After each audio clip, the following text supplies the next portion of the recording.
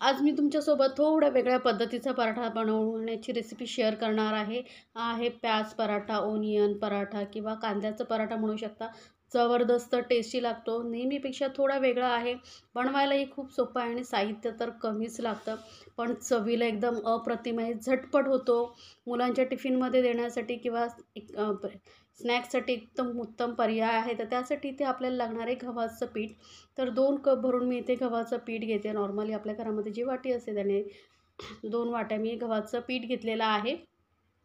त्यानंतर यामध्ये घालायचं आहे चवीनुसार मीठ आणि आपला पराठा एकदम खुसखुशीत आणि टेस्टी होण्यासाठी इथे मी घालते 2 चमचे बेसन. बेसनमुळे ना पिठाला असा चिकटपणाही येतो आणि खुसखुशीतपणाही येतो पराठ्याला. त्यामुळे 2 चमचे मी इथे बेसन घातलेलं आहे. तर बेसन घालून एकदा नक्की पराठा बनवून बघा, जबरदस्त टेस्टी लागतं. तर हे तिन्ही साहित्य जे आहेत आपण व्यवस्थित मिक्स करून घेऊया आणि थोडंसं पाणी घालून आपल्याला ना असं एकदम घट्टही नाही आणि एकदम पातळही नाही, मध्यम असं पीठ मळून घ्यायचं आहे. आता तुमच्याकडे समजा चपातीचं पीठ उरलेलं असेल तर तुम्ही पटकन हा पराठा नक्की बनवून पाहू शकता. कधी-कधी काय होतं आपण पीठ मळतो आणि उरतं, मग त्यावेळेस तुम्ही असा हा पराठा बनवू शकता. तर आता हे पीठ मळून झालेलं आहे. याला थोडंसं तेल लावून आपण परत मळून घेऊया आणि याला आपल्याला थोडा रेस्टवरती ठेवायचं आहे, म्हणजे झाकून ठेवायचं आहे, म्हणजे पीठ व्यवस्थित मुरलं जातं आणि त्याला चिकटपणाही छान येतो.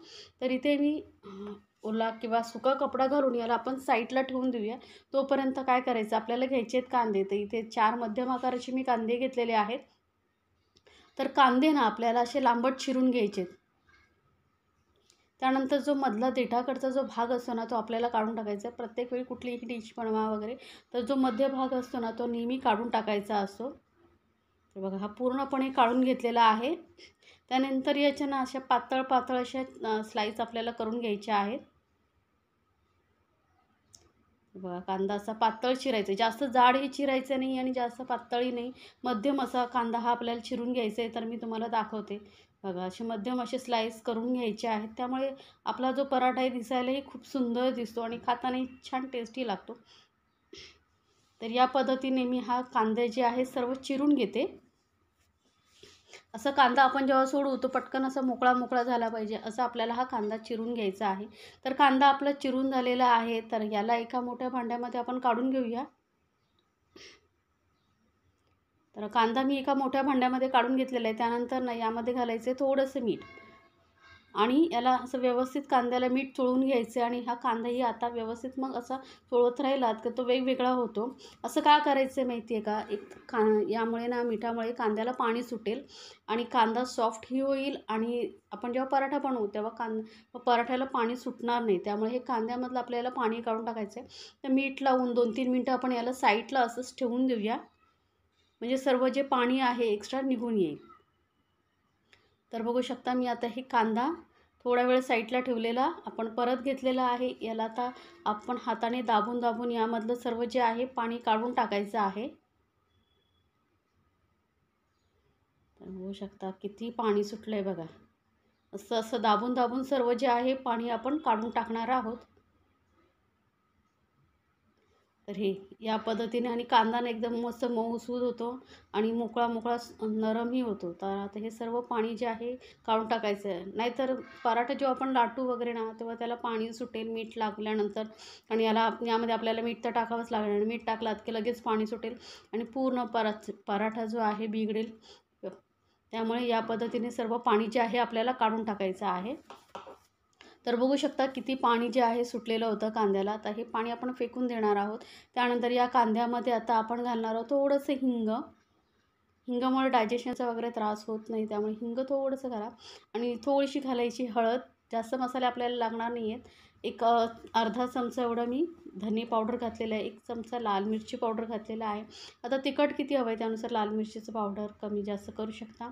एक अर्धा चमचा गरम मसाला पावडर घातलेला आहे आणि अर्धा चमचा आमचूर पावडर घातलेलं आहे. कुठल्याही पराठ्यामध्ये वगैरे आमचूर पावडर घातलात ना जबरदस्त टेस्टी लागतो. त्यानंतर थोडंसं पाव चमचा एवढं मीठ घालते, कारण आपण पिठामध्येही मीठ घातलेलं होतं आणि कांद्यालाही मीठ लावून ठेवलेलं आहे. त्यामुळे मग थोडंसं मीठ घालायचं आणि कोथिंबीर आणि बारीक चिरलेली लसूण किंवा तुम्ही आलं लसूण पेस्टही घालू शकता.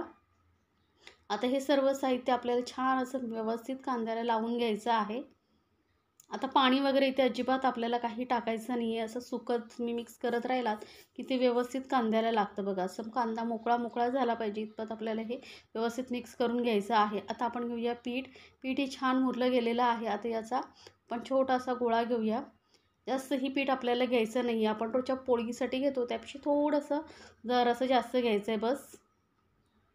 तर बघा थोडंसं घेतल्यानंतर याला सुकं पीठ लावून याला आधी आपण थोडं लाटून घेऊया. हलका असे पोळी आणि जास्त पातळही आपल्याला ही करायची नसते पोळी. तर हलका पीठ लाटून घेतल्यानंतर आता काय करायचं आहे, यावरती आपण जे कांद्याचं मिश्रण बनवून ठेवलं होतं ते व्यवस्थित लावून घ्यायचं, पसरवून घ्यायचं हलका हलकासा. आता तुम्हाला याचं प्रमाण किती हवं आहे, कमी जास्त त्याप्रमाणे तुम्ही कांदा इथे लावू शकता. तर थोडंसं जरा जास्त असेल तर काय होतं, तो मसाल्यांचा वगैरे फ्लेवर असतो ना, टेस्ट ती मस्त पराठ्यामध्ये उतरते. त्यामुळे थोडंसं सरळ जास्त व्यवस्थित मी लावून घेतलेलं आहे. त्यानंतर इथे ना मी कलोंजी घेतलेली आहे. बघा हे काळे तीळ असतात ना तसंच दिसायला असते, पण ह्याची टेस्ट पराठ्यामध्ये खूप छान येते. कुठलाही नान किंवा पराठ्यावरती लावलात ना तर टेस्टी होतो पराठा. हलका हलकं लावायचं, जास्त लावायचं नाही आहे. त्यानंतर वरून थोडीशी मी कोथिंबीर घालते. तुम्हाला आवडत असेल तर वरून अजून थोडी तुम्ही बारीक चिरलेली जे लसूण आहे तेही लावू शकता. आता यावरती आपल्याला ठेवायचं आहे बटर पेपर किंवा मग तुम्ही प्लास्टिकचे पॅकेट वगैरे असतात ना ते कट करून घेऊनही ठेवू शकता. आणि हलका असं लाटणं फिरून घ्यायचं आहे. म्हणजे काय होईल, तो कांदा वगैरे आहे ना व्यवस्थित आपल्या चपातीला चिटकेल आणि आपल्याला भाजायला सोपं पडेल. हे बघा असं हलकं हलकं असं लाटणं फिरून घ्यायचं आहे. त्यानंतर हा जो आपला पराठा आहे आता आपण पलटून घेऊया. हलक्या हाताने पलटायचा आहे आणि दुसऱ्या साईडनेही थोडंसं लाटणं फिरून घेऊया. म्हणजे काय, कांदा कुठे चिटकायचा वगैरे राहिला असेल तर तो हलका हलकासा चिटकून येईल. हे बघा या पद्धतीने. आता आपल्याला लाटून झाल्यानंतर जास्त पातळ लाटायचं नाही, लक्षात ठेवा. यावरती लावायचं आहे पाणी. जी दुसरी साईड आहे आपण आता घेतलेली आहे त्या साईडला आपल्याला पाणी लावायचं. ब्रशच्या हाताच्या साह्याने तुम्हाला जसं जमेल तसं पाणी लावू शकता. हा असं पाणी व्यवस्थित लावून घ्यायचं आहे आपल्याला. म्हणजे तव्याला हा पराठा जो आहे चिकटला पाहिजे एवढं पाणी लावून घ्यायचं. नाही तर काय होईल, आपण जेव्हा याला शेकू ना तेव्हा तो सुटू शकतो. त्यामुळे व्यवस्थित पाणी लावून घ्यायचं आहे. आता पाणी लावून घेतलेली जी साईड आहे ती आपल्याला टाकायची आहे तव्यावरती. तवा चांगला गरम झाला पाहिजे. बटर पेपर लावल्यामुळे काय होतं, आपल्याला उचलायला वगैरे सोपं पडतं. आता याला 2-3 मिनटं आधी असंच आपण मंद गॅसवरती, मंदपेक्षा थोडीशी जरा जाळ वाढवायची आणि पराठा चांगला खालच्या साईडने शेकून घ्यायचा. गोल गोल फिरवून फिरवून आपण हा पराठा चांगला खालच्या साईडने आधी शेकून घेऊया. हलका हलका असा गोल गोल फिरवत राहायचं आहे. म्हणजे पराठा असा कुठे कच्चा नाही राहिला पाहिजे खालच्या साईडने वगैरे. त्यामुळे शेकून घेतल्यानंतर आता काय करायचं आहे आपल्याला, याला जे आहे पलटून आपण दुसऱ्या साईडनेही चांगलं असं शेकून घेऊया. तवा जो आहे असा मस्त असं गोल गोल फिरवत राहायचा हलका वेळा, थोडा थोडासा, म्हणजे व्यवस्थित पराठा भाजला जाईल. तर थोडा थोडा याने चेक करायचं. असं ना त्याला जो स्मोकी फ्लेवर येतो ना पराठाला, जबरदस्त टेस्टी लागतो हा पराठा. किंवा तुम्ही मग डायरेक्ट ही तव्यावरती असंही भाजू शकता.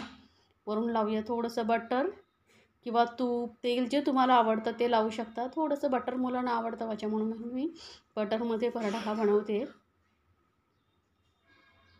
व्यवस्थित आता बटर आपण लावून घेणार आहोत. तर ही पराठ्याची रेसिपी तुम्हाला कशी वाटली मला सांगायला विसरू नका बरं का. याआधीही माझ्या चॅनलवरती बटाट्याचा पराठा, आलू पराठ्याची वगैरे रेसिपी आहे, तुम्ही पाहू शकता. आणि पटकन असा आपण हा आता पराठा बटर लावल्यानंतर काढून घेऊया. बघू शकता गरमागरम असा हा आपला पराठा झालेला आहे तयार. किती सुंदर दिसतोय बघा आणि चवीला खरंच खूप भारी लागतो. जास्त वेळही लागत नाही. तुम्हालाही खूप आवडेल तर नक्की बनवा आणि मला सांगायला विसरू नका बरं का तुम्हाला ही रेसिपी कशी वाटली. अशा छान छान रेसिपीसाठी आपल्या चॅनलला सबस्क्राईब करायलाही विसरू नका. सोबतच बेल